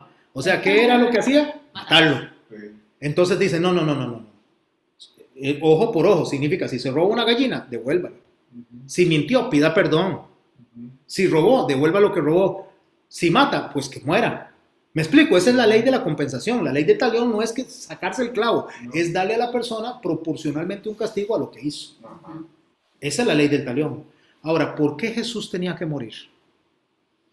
Aquí es donde viene el asunto. ¿Por qué Jesús tenía que morir? Entendiendo todo lo que está pasando y lo que Max habló. Porque el hombre no puede hacer justicia delante de Dios. Porque el hombre, resulta que una vez que el hombre actúa, el hombre al volverse juez, se vuelve un juez malo. O sea, el hombre nunca se ve saciado en cuanto a su derecho de justicia. Entonces Dios establece la justicia. Por eso es que no era suficiente decir que guardaran el día de reposo. Había que inventar 1000 más en cuanto al guardar el día de reposo. Era más y más porque el hombre decía, no es suficiente. No solo hay que guardarlo, no hay que acostarse. No solo hay que acostarse, no hay que ponerse ropa. No hay que comer. Empieza a hacer más y más y más y más y más. Le voy a decir cómo. Vamos a imaginarnos en esas imaginaciones que tengo yo. Viene el hombre, vamos a inventar cualquier hombre, vamos a inventar que llegaron y le hicieron un daño, le quebraron la ventana. Le quebraron la ventana del carro, estaban jugando fútbol y les papallaron la ventana del carro. Entonces viene y sale el hombre, me quebraste la ventana del carro, qué barbaridad, y sale el papá del chiquillo. Y le dice, mire señor, yo le pago el arreglo de la ventana. Sí, porque es una barbaridad, usted es esto, usted es un aquello, usted se comporta mal conmigo, ese chiquito debería estar en la casa. Y le llevan y le cambian el parabrisas. Pero cada vez que ese hombre sale, es que, ¿te acordás que me quebraste el parabrisas? Es que si no pero ya le repararon el parabrisas. Pero siempre se lo va a sacar a relucir. Siempre le va a sacar a relucir el daño porque el hombre nunca se siente saciado. Esa es la justicia del hombre. Ahora voy a explicarle un poquito de la justicia de Dios hablando en el matrimonio. Dios dijo que el hombre que comete adulterio debe de ¿qué? De morir. ¿Cómo? Apedreado. La ley es que la mujer que comete adulterio, ¿cómo debe ser? Debe morir, apedreada. Entonces el Señor dice que cuando un matrimonio comete adulterio y se separa, quédese solo o quédese sola. Porque si alguien se casa con adultera. Esa es la ley. Esa es la instrucción que Dios dio. Entonces ahora vámonos al Edén. ¿Qué les parece? En el Edén nos encontramos un matrimonio. Dios y Adán. Adán y Eva, por supuesto, ese es el matrimonio. Viene Satanás, se acerca y le dice, con que Dios os ha dicho que moriréis, que no, Dios, y empieza esa conversación donde Eva adultera con Satanás. Y estoy hablando de adultera por escuchar el mensaje de él y dejar el de Dios. Viene Adán, se acerca y le dice a Eva, ve, ¿qué es lo que está pasando? Mira que este fruto está muy rico, estas maracuyás. No era maracuyás, ¿verdad? Pero solo para hacer un poquito de... Y entonces se come las maracuyás y Dios dice, ustedes adulteraron, le doy carta de divorcio, váyanse. Para que el hombre regrese a Dios, Dios no lo puede aceptar porque infringiría su principio. Sí, Se haría adúltero él. sí. Entonces, ¿qué es lo que Dios hace? Dios hace esto. Viene y nace como Jesucristo. Cuando digo nace como Jesucristo, o sea, viene en segunda carne y se convierte en un novio para esta esposa. Un novio que no está relacionado al Edén, sino que está relacionado para rescatar a esta esposa, para darle a ella redención. El hombre viene, Jesús, crece, le invita a la esposa, la novia, para que se case con él, le dice qué es lo que tiene que hacer, cómo pagar los votos y hacer todo lo que la mujer necesita, en este caso la esposa, para casarse con él. Pero si él se casa con ella, adultera. Porque está, sí. Entonces, ¿qué hace? Muere Ajá. y resucita. Ajá. Cuando él muere, la iglesia es viuda. Cuando él muere, la iglesia es viuda. Ajá. Entonces, en ese momento, la iglesia se puede volver a casar, pero todavía es adúltera. Es adúltera porque Entonces, ¿qué es lo que hace? Muere en Cristo. La iglesia también. la iglesia y resucita en Cristo y ya se puede casar. Eso, por eso no existe el divorcio. ¿Me expliqué con eso? Tremendo, sí. Se puede casar. ¿Por qué se puede casar? Porque él es libre y ella es libre. Por eso muere Jesús y nosotros morimos con él. Amén. Para Esto es ser aceptos. hermosísimo, porque esa es justamente la misericordia sobre la justicia. Porque la justicia era apedrear a la novia. Y él no la apedreó. ¿Sabe qué hizo el Señor? Es más, vea qué increíble cómo se dice, es que el Señor vino para cumplir la gracia. ¿Cómo la gracia? Es que estamos en la era de la gracia. ¿Cómo la era de la gracia? ¿Sabe usted que en el Edén, cuando ellos cometieron la infracción, la gracia de Dios se manifestó en ellos? Claro. Porque vinieron ellos con unas hojitas que representan justamente las acciones humanas, la forma de resolver humanas, y él dijo, no, eso no, necesito ponerle pieles. Y los expulsó, mas no los eliminó en el momento. Pudo haberlos eliminado en el momento, no los eliminó, los expulsó. Y sabe que durante todo ese tiempo, Adán enseñó a sus hijos a sus hijos y sus hijos a sus hijos cómo agradar a Dios, y hasta el día de hoy nos llega esa instrucción. Misericordia. Porque fue pasando de generación en generación en generación. Y la gente dice, no, pero es que los pecados alcanzarán hasta la tercera y cuarta generación. No, los pecados están ahí. Lo que viene alcanzando a las generaciones es la misericordia, que empezó en el Edén y hasta el día de hoy está todavía siguiendo la misericordia. En verdad que nos amamos, Señor, porque pudo haber quitado todo, ¿verdad? Si él hubiera querido, Sí, es fácil. él pudo haberlo hecho. Se lo dijo Moisés. Si él quería, él levantaba un pueblo. Pero no era que un pueblo nuevo, él quería un pueblo, ese pueblo. ¿Cómo nos amamos? Ahora una pregunta, pastor. ¿Por qué Dios no usó un ángel para que pagara por nosotros? Que también es libre de pecado. Excelente pregunta, mi hermano. ¿Ustedes escucharon la pregunta que hizo don Alejandro? ¿Por qué Dios no usó un ángel? ¿Por qué Yo Dios le no puedo usó? decir por qué. Dígame, don Max. Porque tiene que ser alguien del mismo nivel de realeza, por utilizar un término, que Dios. No puede ser alguien inferior a él. Sí, señor, por esa razón tenía que ser un igual. La justicia no se cumple con uno pequeño, sino con un igual. Déjenme explicarlo de esta manera lo que Max acaba de decir. Excelente, Max, muy bien y muy acertado. Cuando un rey fallaba en la antigüedad, no mandaban a un siervo a pedirle perdón al rey. Tenía que ir el rey a pedirle perdón al rey. Era la única forma de que se restableciera la amistad entre dos reinos. Que el rey le pidiera perdón al rey. Y se restablecía la amistad. Entonces, no es con el humano imperfecto que se le puede ir a dar justicia, en este caso a Dios, sino tenía que ser con uno igual a él. ¿Y cómo es uno igual a él? Sin pecado, santo, perfecto, inmaculado, y sígale poniendo todo, majestuoso, hermoso, eterno. Hasta eso tenía que ser eterno para poder ser igual. Por eso no podía ser un ángel. Pastor, ¿Qué más? Dígame. Rafa, Dígame, Rafita. que bueno, lo que yo he entendido, he venido, bueno, todos los discipulados y todo, que tiene que ser de la misma esencia. O sea, Dios y su Hijo son la misma esencia. La misma sustancia, dice Pablo, ¿verdad? La misma esencia. Es lo mismo, exactamente. Tiene que ser de la misma sustancia, de la misma esencia, exactamente iguales. O sea, era Dios haciendo justicia en Dios. El ángel no es Dios. No. El ángel es un ser creado, aunque no tenga pecado. Pero tenía que ser uno igual, eterno. Y Jesús es eterno. ¿Verdad que nos ama? Se enamora de nosotros. Por eso es que Dios, en los pactos, Dios no pactaba con el No, hombre, Dios pacta pactaba con él. Hebreos lo dice, no habiendo uno mayor que él, pactó consigo mismo. Que fue el caso que sucedió con Abraham cuando Abraham le agarró el sueño, porque Dios fue el que le puso el sueño. Es correcto, para pactar él con él, ¿verdad? Y después entonces vamos a ver el ejemplo de Abraham, pero ya en la siguiente clase. ¿Quieren algún otro aportar algo más en esta clase? Se nos ha ido rapidísimo esta clase, ¿verdad? Pastor, Dígame, don Max. pero bueno, aparte de que volvemos a lo mismo del principio, que es pura soberanía, pura gracia de Dios, simplemente porque a él le dio la gana, porque Así él quiso es. verlo. Pero entonces, o sea, lo que quise decir yo, volvemos a lo del principio, o sea, por ley nadie era salvo, tenía que él inventar la forma o buscar la forma de lograr justificarnos por fe para que pudiéramos ser salvos. Yo me imagino al diablo, por ejemplo, me imagino al diablo llegando a la presencia de Dios y diciendo, oíme, ese muchachito, man, ¿es hijo tuyo? Sí, es hijo tuyo. Pero ese muchacho se enoja todos los días y se altera todos los días y se sale, y entonces le dice Dios, sí, tiene razón, y entonces tiene que morir.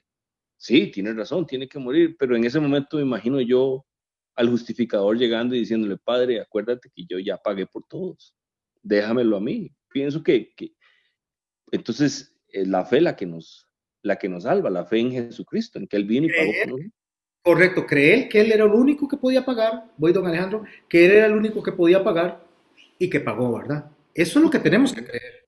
No que nosotros somos Superman, sino que Él es el único. Y por favor, préstele mucha atención a eso del Redentor. Tienen que saberlo explicar en el hebreo qué es eso. Porque cuando alguien dice, ¿cómo? Que estaba haciendo redención Satanás. No es que estaba haciendo redención como el concepto nuestro, sino que estaba haciendo justicia. Y una vez que Él hace justicia al venir y que la gente cae en sus garras, el Señor viene y hace misericordia, que está sobre la justicia. La justicia es, váyase al infierno. La misericordia es, rescátelo del infierno. Don Alejandro. No, que contestando un poquito eso que estaba diciendo mi hermano Max, lo vemos bien claro en el Antiguo Testamento. Por ejemplo, los grandes hombres de Dios como Abraham, como Isaac, como Jacob, estos hombres murieron y estos hombres vivían buscando cumplir esta ley. Sin embargo, ellos fueron a un lugar que era el lugar de la cautividad, porque hasta que Jesús viniera y pagara por ellos aún, tenían que estar en ese lugar, porque ese lugar ya no existe. Dios viene y los lleva. ¿Por qué? Porque era necesario que ese sacrificio se cumpliera también en ellos. Ellos, lo que los alcanzó a estar ahí en ese lugar de espera fue la fe en aquel que había de venir. Sí, porque ellos estaban en la espera del que había de venir. Nosotros en la fe en el que ya vino. ¿Qué iba a decir Max? Además, recuerde que que Abraham fue justificado por fe porque todavía la ley no existía. Correcto. La Torá no existía. Ni siquiera existía la instrucción, no existía la ley, no existía nada de eso. Entonces, ¿qué es lo que Abraham creyó? Lo que le dijo Dios. En eso, o sea, él dijo, Dios me dijo esto, yo creo. ¿Qué iba a decir? No, hay un versículo, sin embargo, ahora que oigo diciendo eso más, que al principio lo estaba tratando de encontrar, es que tenía la idea que era como en Génesis capítulo 26, pero tal vez que dice que está hablando, creo que con Isaac, y le dice que si usted caminare como su padre Abraham, que caminó en todos mis estatutos, mis decretos y mis leyes, y le está hablando a Abraham. Sí había una ley, pero ¿qué era la diferencia entre esa ley? Porque esa es la que se había llamado la ley, bueno, así le han llamado la ley oral, exactamente. Es que la ley, cuando entendemos la ley, que es una guía para que el hombre agrade a Dios, sacamos la parte legislativa de condena y el hombre sabe cómo acercarse a Dios, cómo agradar. Pero ¿cómo hace el hombre para agradar a Dios si antes Dios no le transforma la mente y le transforma el corazón? Porque dice que nosotros estamos de continuo al mal. No vamos a buscar a Dios. Él viene y nos arrastra a nosotros. Cambia nuestra mente y nuestro corazón. Y ustedes están escuchando esto y están recibiendo esto porque hay un corazón redimido. Hay un corazón cubierto por el Espíritu Santo. Un corazón que nos rescató del que estaba cobrando la factura inicialmente, que es Satanás. Pero la factura le fue quitada a Satanás y le dijo Dios, ok, usted tiene la factura porque usted está pidiendo esa presa porque es suya.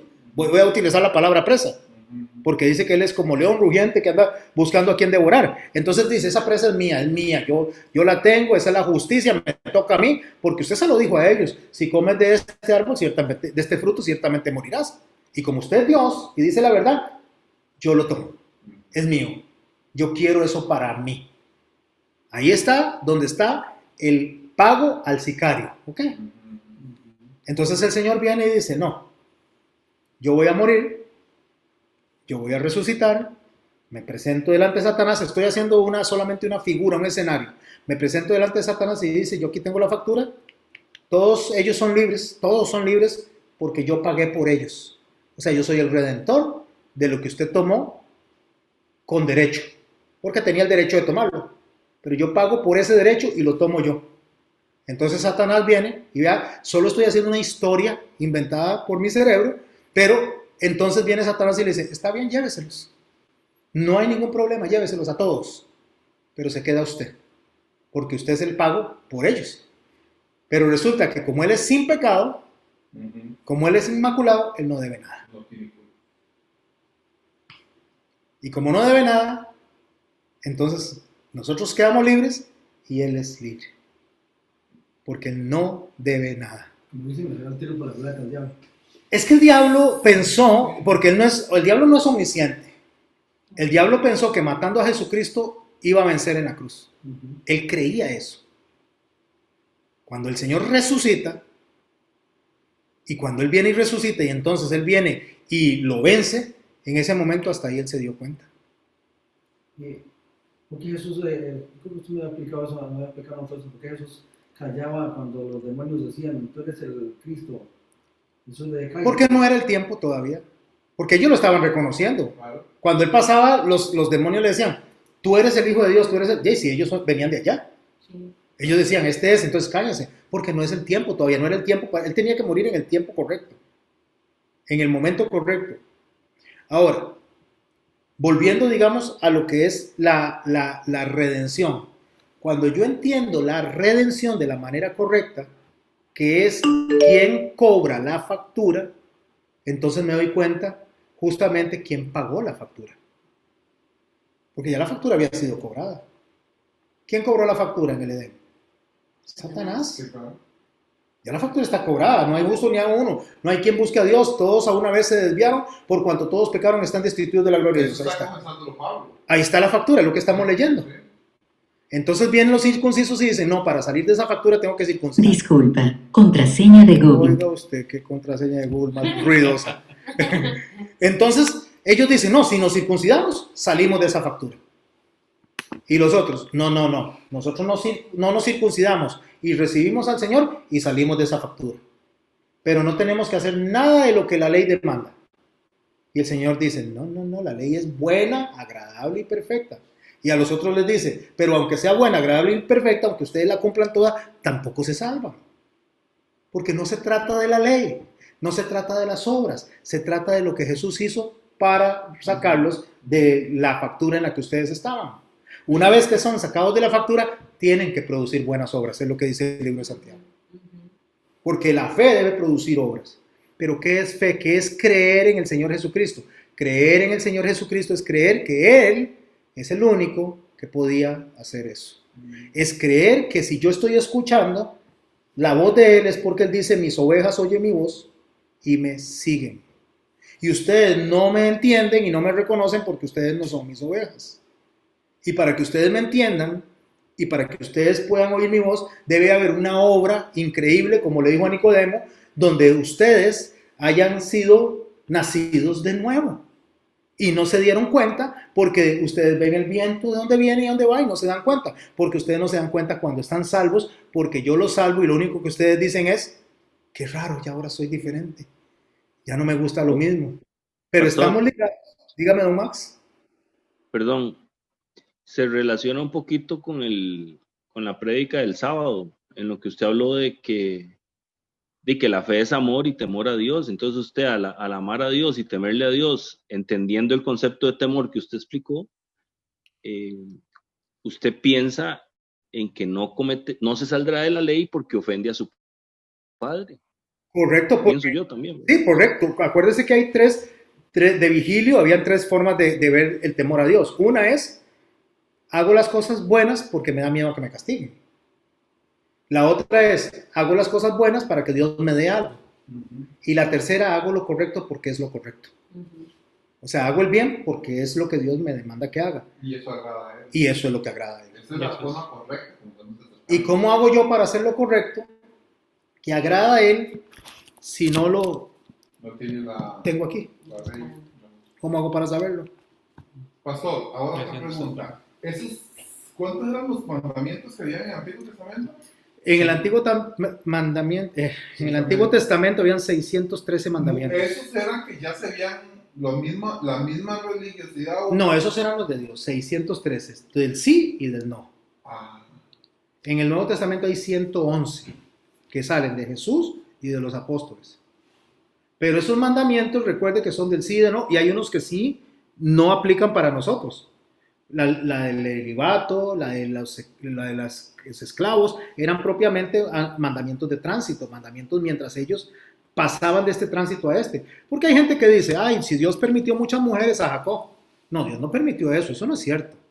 Que Dios usa las cosas a los que le aman a Dios para bien, eso es otra cosa. Pero Dios desde el principio hizo un hombre y una mujer. en el principio. Desde el no fue así. principio. Hizo un hombre y una mujer. Ahora, el hombre hace un montón de tortas y Dios viene y trabaja en eso.